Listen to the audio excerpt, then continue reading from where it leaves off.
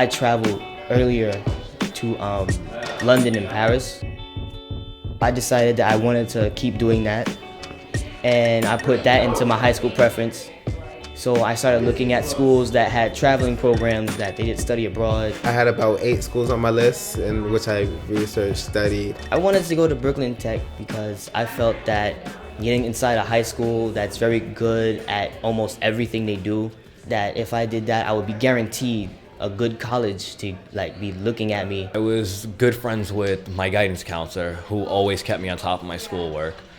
She made sure that I had everything that I needed, the books, the application early so I could send it in early.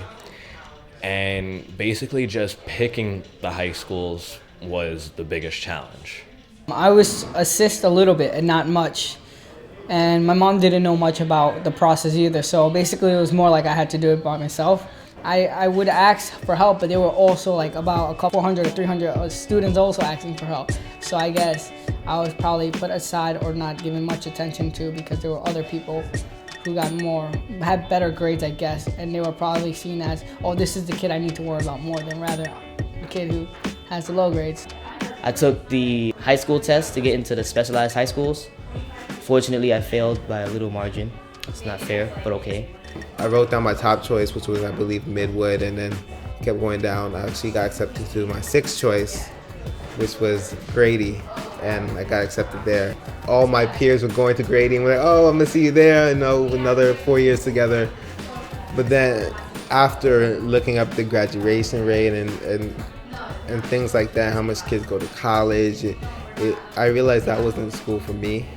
And so I went through the whole transfer process. My first choice was CTEA, Construction, Trade, and Engineering High School.